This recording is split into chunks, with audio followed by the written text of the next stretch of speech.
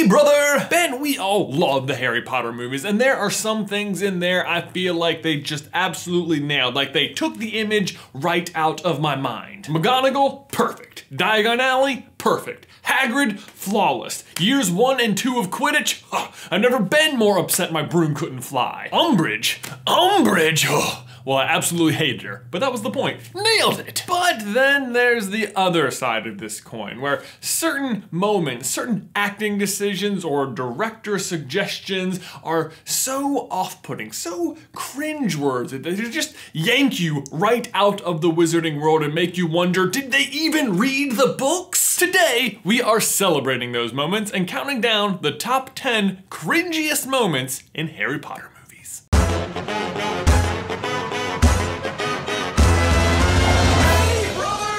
Number 10, Fudge starts the Quidditch World Cup. Oh, Goblet of Fire. There are so many things I could and will say about you in this video. You were such a highly anticipated movie. I mean, I loved the book. Easily my favorite until Deathly Hallows came out. And the one thing I was most looking forward to from the moment I read it on page was the Quidditch World Cup. And everything looked so promising. The portkey, the campgrounds, the giant stadium, the huge big Crumb entrance, and Fudge goes to start the cup, and then boom, it's over. Just nothing. Sorry, that's not true. We did get to see Ron profess his love for Victor Crumb. There's no one like Crumb. Oh, but what a freaking tease. I mean, no Velas, no leprechaun gold, not 1 second of the match. I mean, it really just set the tone for the rest of the movie, if you ask me. Which is to say they left out so many other things, like anything fun in the maze at all, Winky as a character altogether, Ludo Bagman altogether, SPEW, well, you know, I can see where they dropped that. Number 9, speaking of Crumb arriving to events, Beauxbaton and Durmstrang arrive at Hogwarts. Now, to be fair, the flying horses and the carriage and the ship coming out of the water are pretty cool, but when the students walk into the Great Hall, like, for one, when did each school become single gender? And the answer is never. Instead, each school was just assigned a gender so that it would be easier for you, the audience, to distinguish between the champions. If only they could have thought of it in an easier way, like, I don't know, all wearing blue or red or something. But hey, how could they have had equally one-note entrances if they weren't assigned genders? I mean, hey, did you know that girls wear skirts and like butterflies? Are those guys using war staffs and breathing fire? Girls wouldn't do that. Also, gymnastics? What, is that part of the curriculum at Durmstrang? Like, oh, we excel at the dark arts and tumbling. But not the uneven bars, only pommel horse at Durmstrang.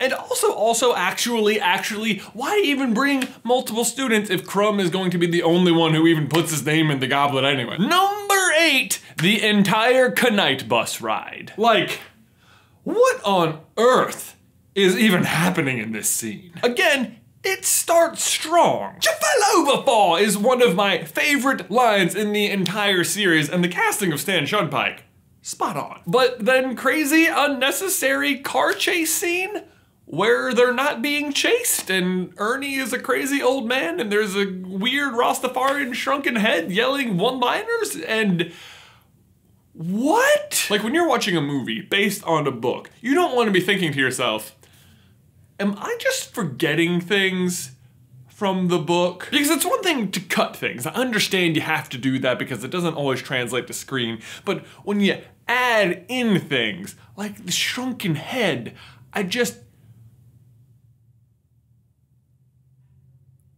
don't know about you, but in my personal headcanon, I imagine the bus jumping around a lot, but that because of, you know, magic, it's not that uncomfortable to ride. Maybe a little unsettling, but again, there's magic, so it shouldn't be this weird, crazy experience inside the bus. I don't know. I just feel like they were so close.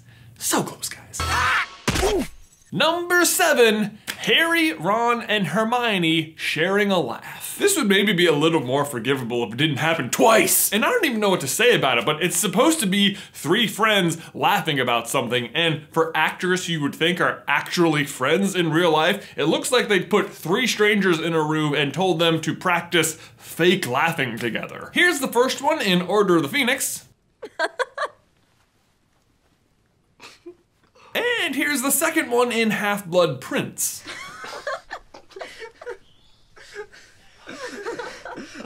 Like, I get it, I know why it's in there, because later in the movie when Voldemort possesses Harry, it's supposed to be something for Harry to remember, and it's like, oh my god, Voldemort's not even capable of friendship, and there's Harry laughing with his good friends, and aren't they having so much fun, and oh my god, why is it so awkward? Number 6, the final frame from The Prisoner of Azkaban. Now, I doubt you need me to remind you of this one, but here it is right here.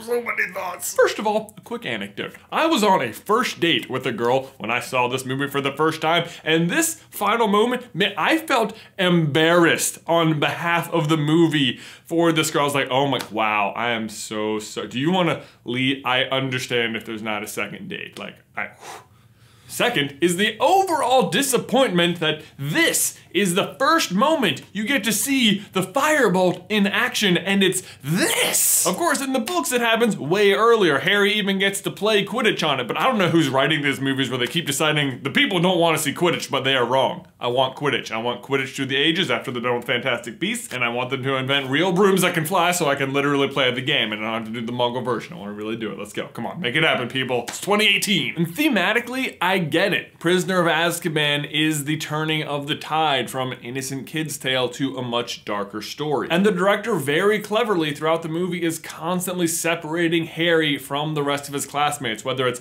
putting them far away from shots or having crowds literally walk away from him. And this is just the final nail in the coffin. Harry literally zooming away from them. And it's such a clever thing, but it's so ruined by this goofy, blurry freeze frame. The point is, I totally would have gotten that second date if it wasn't for this shot. Number 5, Hermione is over-concerned. Stop it!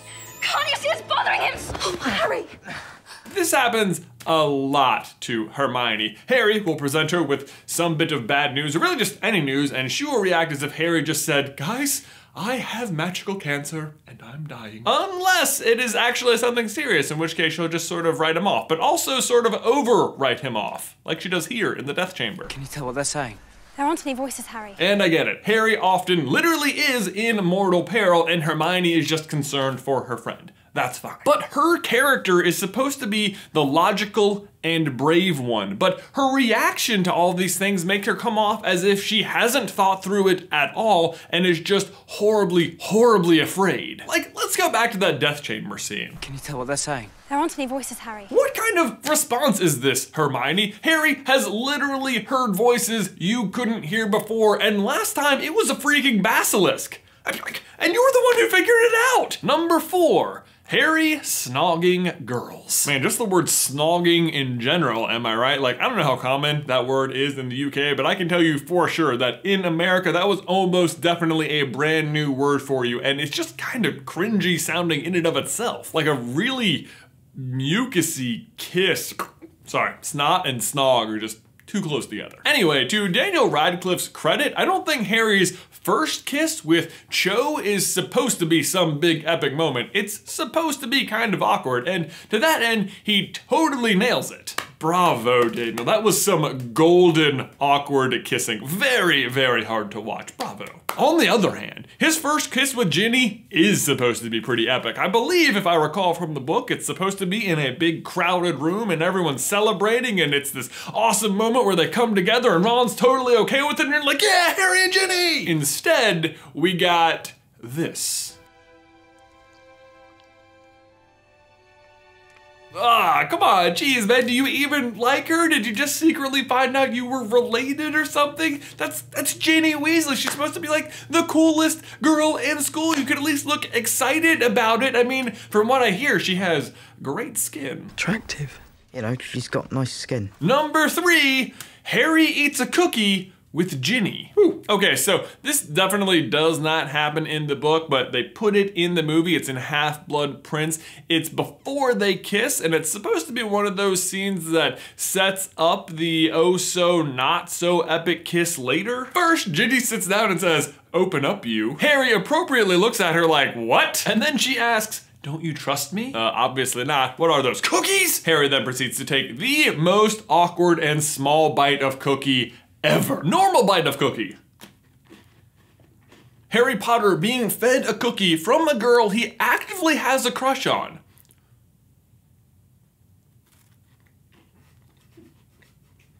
It's good. Translation, oh my god, no, I do not trust you. Your dad is sitting right there. This is not the time to be flirting and hand-feeding me cookies. Also, if you're planning on kissing me later, I'm pretty sure we're related.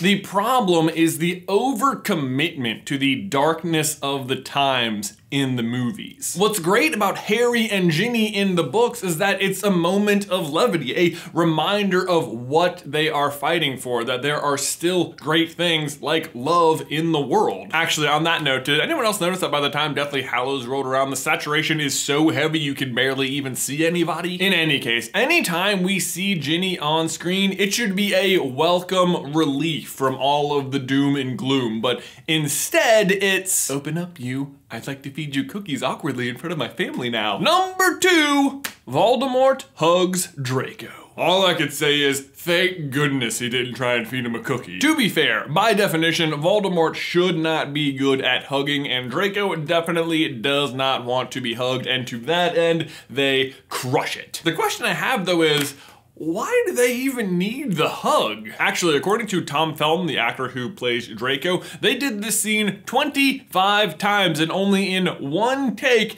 did Voldemort hug Draco. And that's the one they went with. To set the scene, Voldemort is marching into Hogwarts having just killed Harry, and he's inviting the entire opposing army to come join him. And then Lucius and Narcissa like whisper shout at Draco for him to be the first to cross, which he is. And maybe the awkward hug is supposed to represent how, even though Voldemort sounds welcoming, that maybe this couldn't be further from the truth. There's no such thing as open arms when it comes to Voldemort. Or maybe it actually is just supposed to be really cringy, and to that end, again, they crush it. It's hard to look at. I mean, just look at Dean here. Looks like he's gonna throw up. And that brings us to number 1. Harry didn't put his name in the Goblet of Fire. You put your name in the Goblet of Fire? Goodness. Wow. So yeah, for background, the moment in question is of course in Goblet of Fire, and Harry's name has just come out. He goes back and joins the other champions, and then Dumbledore storms in a fit of rage, grabs Harry and demands from him the information, "Did you just put your name in the Goblet of Fire?" Like, he literally grabs him. Are you kidding me?